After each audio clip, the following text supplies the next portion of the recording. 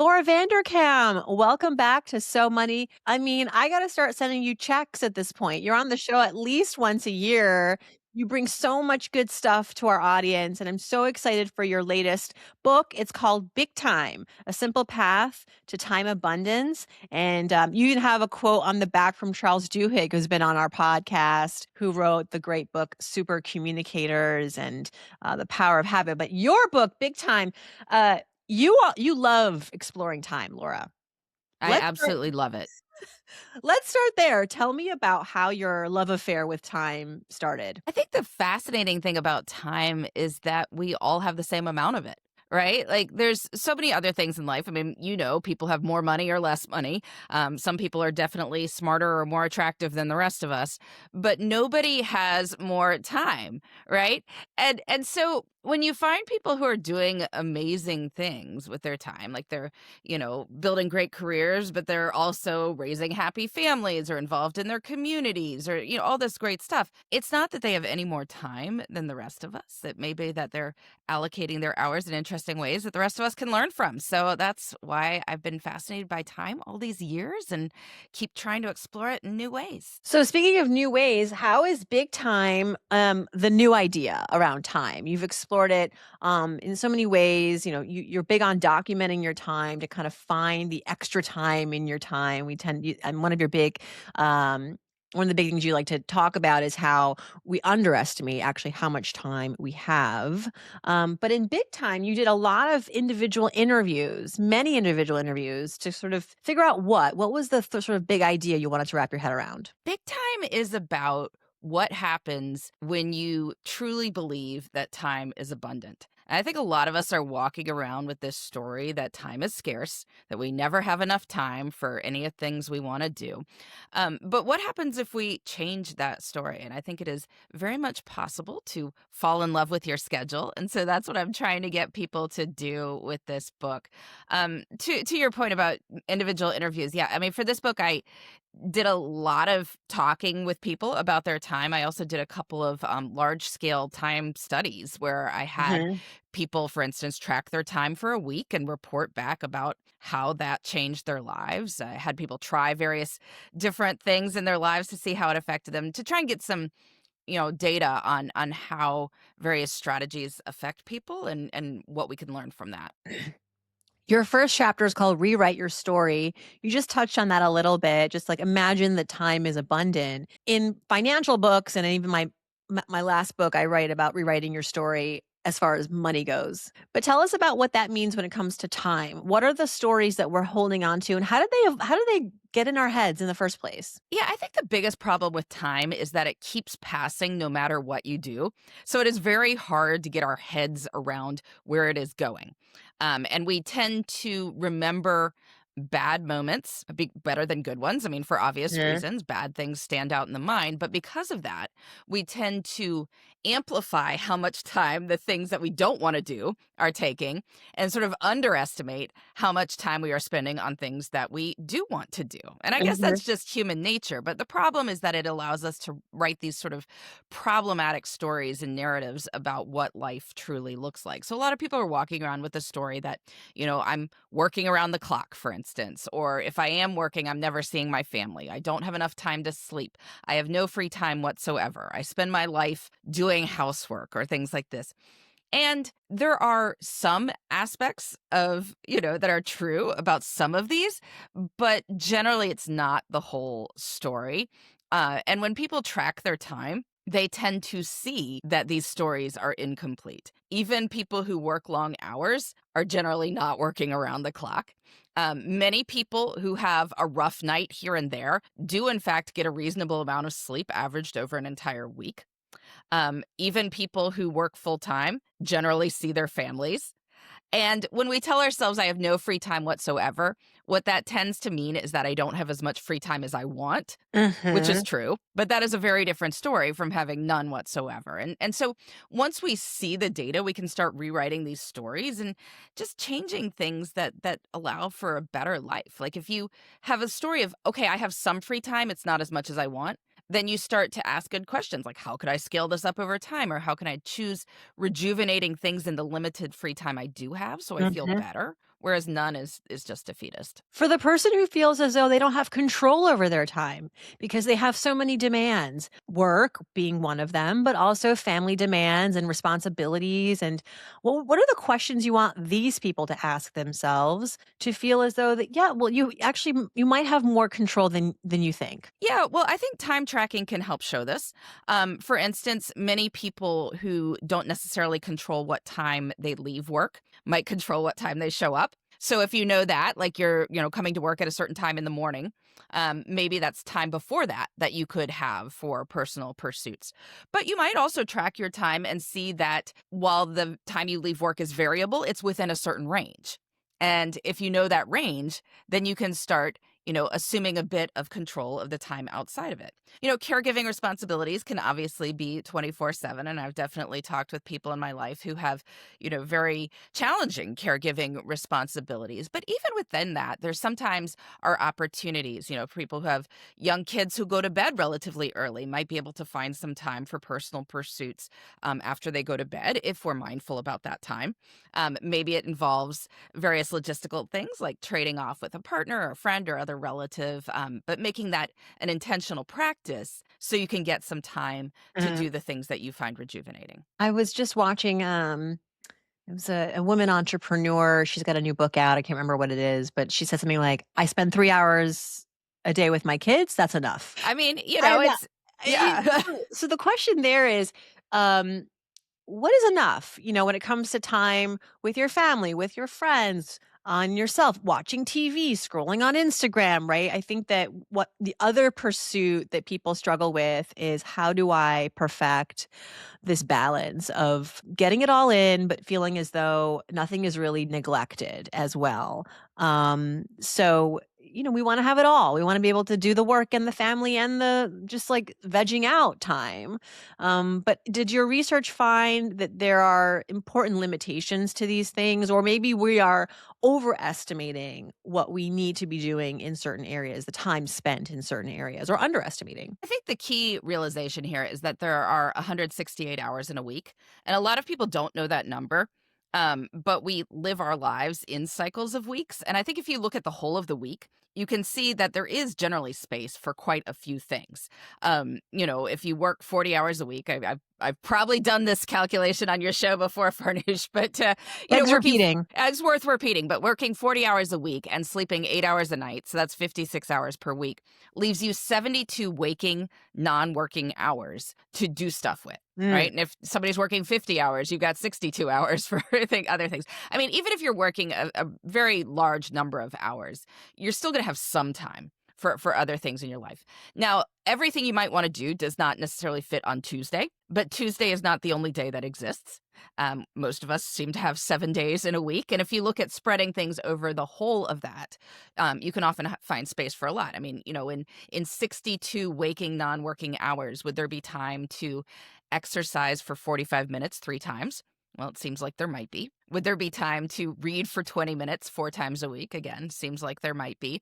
The woman who is saying 3 hours with her kids a day. I mean, 3 hours somebody a day is 21 hours in a week. That's quite a bit of time. Like if you think about quality time with someone. Now there might be other time that somebody needs to have somebody there as a caregiver with them, but like actual interactive time, that would be quite a bit for anyone. So I think if you look at these totals within, the denominator of 168, like even high numbers start to fit in there. You know what I'm Yeah. saying?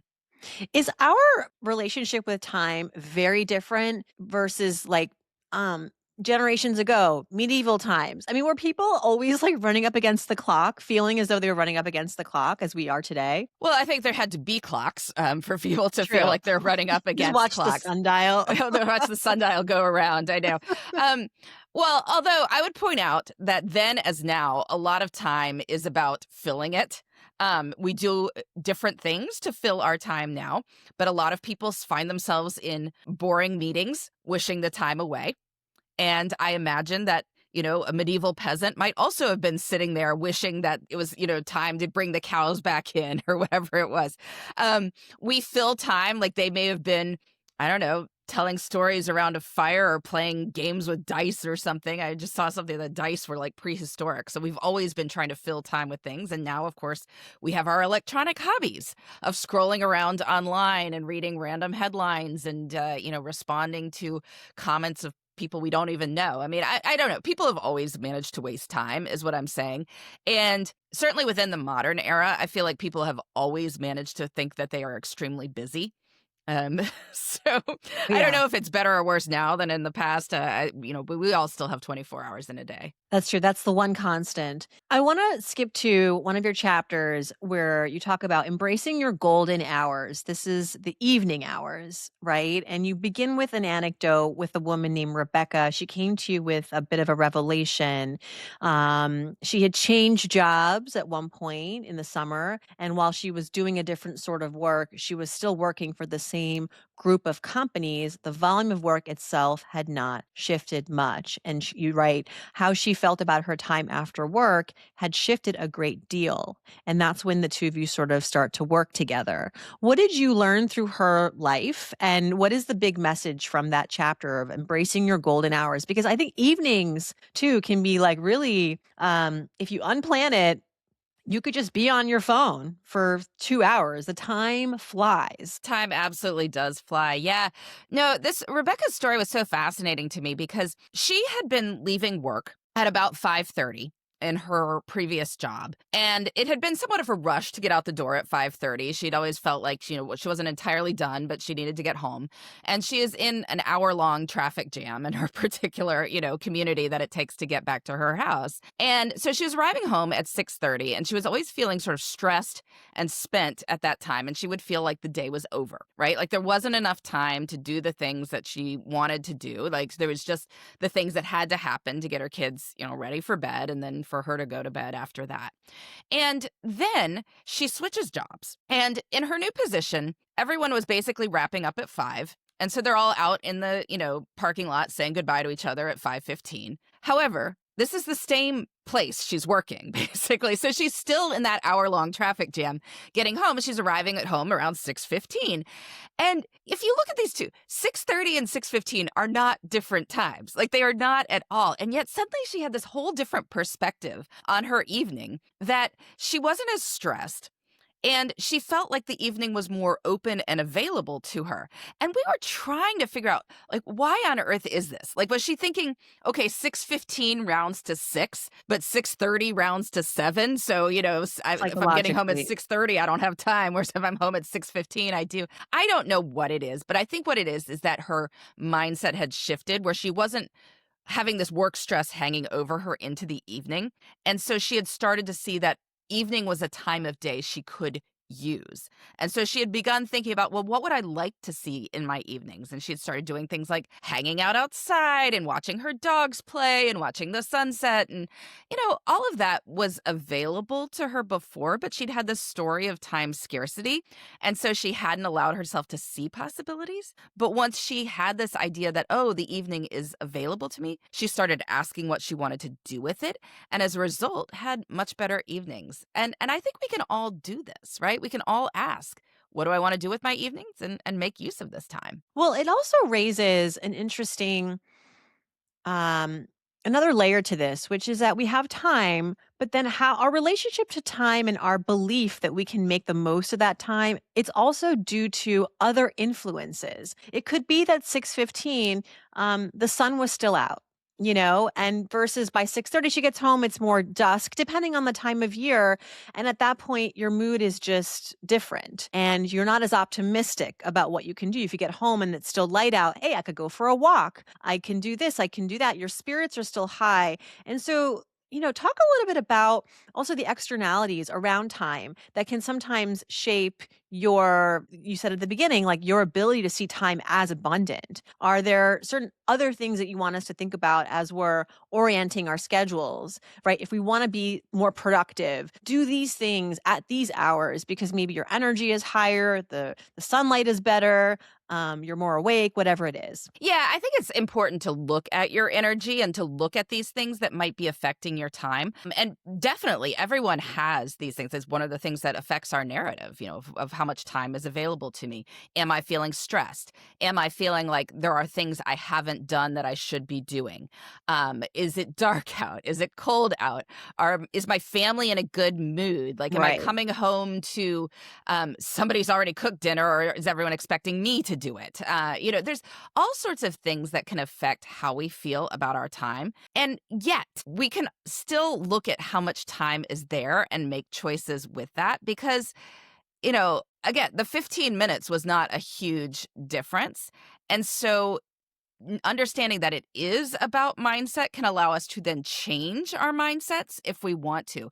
I know a lot of people feel like the day is over after dinner, but it Mhm. isn't. Like, there's often still several hours before you go to bed, and you may have lower energy during that time, but that doesn't mean that nothing can be done with that time. And I'm not even saying something productive. I mean, like, what are you doing that is enjoyable, memorable in your life?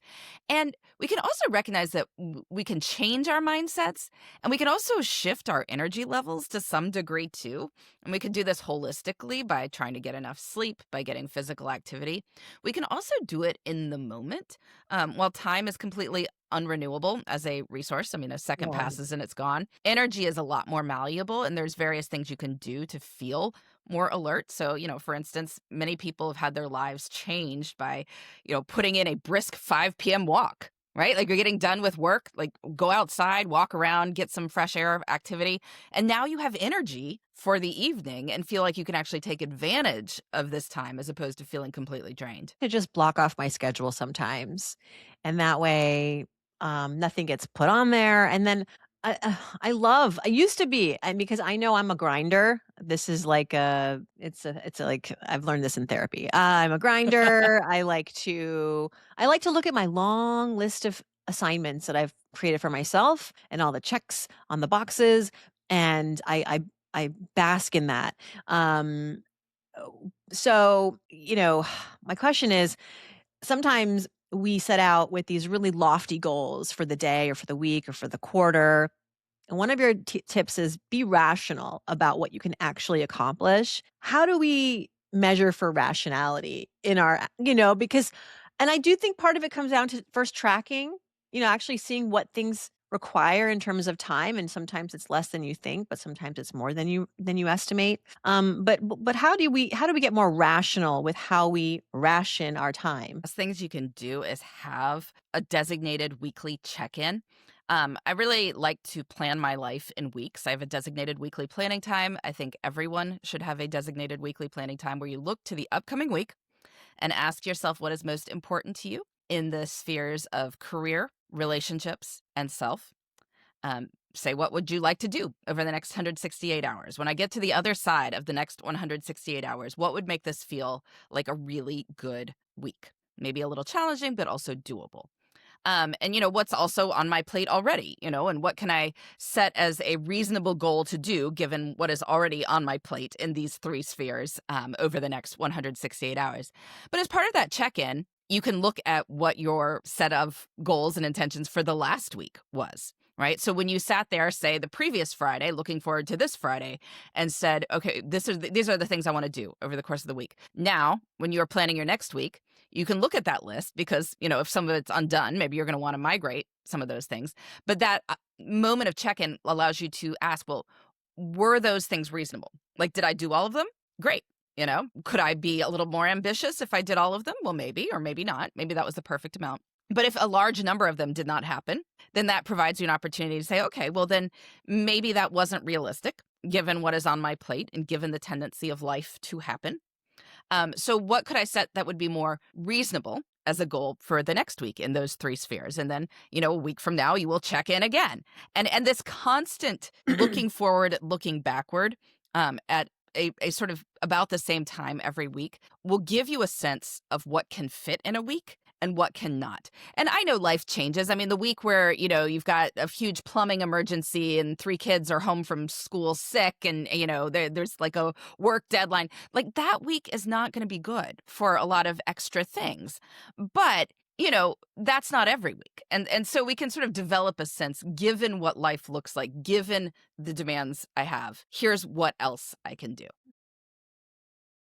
When you spoke to people at different life stages, What were some of the shifts that you saw that were healthy? Like, I'm thinking now for people in my audience who are about to become empty nesters. This can be a really trying time for those couples, those households, because suddenly all of the ways that you were consuming your time and using your time in the past, taking care of your kids, college applications, all that thing done. And now, good news, you have more time to yourself potentially, but then bad news, you don't have a plan for that. And what is your advice or what have you seen work really well for those in that life stage? What things to look ahead to, things to think about ahead of that so that you don't feel like that time is getting washed up? Everyone should spend some time thinking about what they would like to spend more time doing in their lives. And one of the troubles of walking around with the story that we have no time whatsoever is we don't ask what we'd like to do with our time. And when we don't think about what we'd like to do with our time, we do whatever is right in front of us,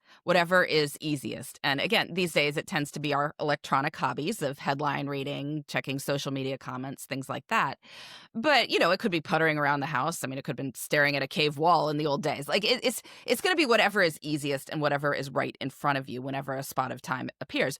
So, I think everyone should think about that. But particularly if you are coming into a stage of life where you think you will have more available time, it is helpful to be intentional about it so that you can enjoy some open, relaxed feeling and also feel like the time is not being completely frittered away. I think everybody should have something in their lives that is not work and is not caring for family members, something that you find intrinsically enjoyable. And ideally, this is something that is a regular commitment and perhaps involves other people so that it rises up the hierarchy of your schedule and actually happens. So I sing in a choir. That's a great idea for people who have some time in their evenings and would like to be around other people and have something that happens at a regular time. But it could be anything. I mean, it could be playing in that pickleball league. It could be volunteering at the food bank regularly. It could be, tutoring English language learners at your library. It could be a running club you join. It could be a regular dinner you have with a group of people in your, faith community or people that you work with or anything like that. As long as it's not just solely work, but, people you want to see regularly. I think everyone needs something like that in their life. Yeah. And, if you haven't been doing this, it might take some time to come up with what this thing is. A lot of people feel like, oh, a hobby should be easy. Like I should just automatically know what I want to do. And if you've been really busy, that may not be the case. Or if you haven't really thought about it, that may not be the case. And the first thing you try may be okay, but not amazingly fun. And that's fine. Like give yourself 6 to 12 months to come up with something that you want to commit to on sort of a longer term basis and try different things out with sort of spirit of curiosity. But I think if you give yourself 6 to 12 months, you will probably come up with something that you want to make a regular part of your life. That's really great advice. Well, when it comes to outsourcing to save time, paying money to earn back time, what is your take on that? When is it wise? When does it veer into maybe overdoing it? Because I think there's a school of thought where sure, it'd be great to outsource all my household responsibilities, but that does come at a cost. And so how do I make sure that I'm being smart about those investments and that I'm actually with the time that I am gaining kind of making up for it? And obviously, if you can't afford it, you shouldn't do it, but if you can and it seems worthwhile, like I don't know if you have any thoughts on that or any interesting stories. This is a good reason to track your time because then you can see what is actually consuming your time. Um, I mean, a lot of people, when they're like, okay, I'm going to start outsourcing things, one of the first things they do is get a cleaning service to come every 2 weeks. And that's great. Like, if you can afford it, I'm all in favor of it. But the problem is that often doesn't save you time. Like, you're going to have a cleaner house than you might have, but they're often doing things like, a deep clean of the whole house, which you may or may not have been doing on a regular basis. If you look at what the housework is that people spend their time doing, it's kind of the daily cleanup, the daily, Right. dishes or laundry or things like that. And that's probably not stuff that your cleaning service is doing. So, if that's what you're trying to get off your plate, then that suggests something different. So, maybe if people have kids, but they, have hired an after after school sitter for them. Could you get that person to come an hour earlier 3 times a week and do some of those things? That might be a more effective way to outsource that would actually save you time versus the cleaning service every 2 weeks. Mhm. Some stuff though that's outsourcing doesn't really take a whole lot of money. Like, I mean, the cost of grocery delivery versus going yourself. Particularly if it's a hassle on your weekend or you're trying to cram it in after work, like the cost of the delivery is going to be nothing compared Yeah. to that. And given that you are then not in the grocery store hungry buying things you didn't put on your list, it may actually save you Yeah. money, And right? then So those are the sorts of things that are really kind of low hanging fruit here. or I forget all my grocery bags, and now I have to buy Yes, and more then you have to grocery buy bags. buy 6, Oh my more god. grocery bags every You're time you're there. Yeah, you're right. I yeah. mean, as we're recording, I got an alert from Whole Foods that's like, "One of your items is out of stock." I didn't have time to respond, so, wish me luck. I don't know what Wish it'll we'll see be. what you get. It'll be an Surprise adventure item. for sure. But I think it's like $10 a month for unlimited deliveries. Deliver 3, it's so worth it. 10 Yeah, bucks. 10 yeah. bucks to save The yourself a the month. gas the gas The cost gas, alone of all driving of there. that, and Yes. I would overspend. Um, you can be more precise and quicker, obviously, when you shop online. I know some people don't love it, though. I know people who are just like, "I need to be in the grocery store. I have to feel the mangoes. That's my That's thing." the thing. I mean, you can decide part of outsourcing and choosing what is wise to spend your money on with this. It's about saving time, but it's also about reducing hassle. So even if something doesn't take a ton of time, but you absolutely hate it and it is a drain on your energy and your satisfaction with life, then absolutely that might be worth, getting a little bit of help with. And so yeah, I think you have to look through at it through both lenses. Mm. Do you have any conclusions around working from home versus going into the office, and what is actually a better use of time? I don't know if you've had any research to suggest one way or the other. I think working from home is great. Obviously, I'm here in my home office right now, and one of the very few upsides of COVID was that it made it more acceptable. That a lot of places are still sort of in the situation where people are working from home at least 2 days a week, and that's acceptable.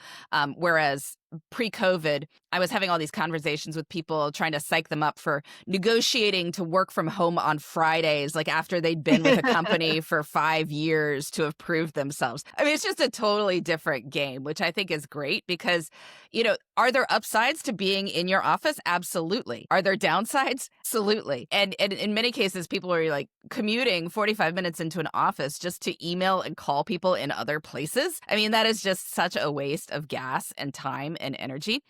So, my thought on working from home or whatever remote location or working from an office is when you are going into the office, you want to make it worth the commute, right? So think about what can you do best in an office and in person with your colleagues. And then also think about what is best done sort of in a solo and potentially less interrupted environment.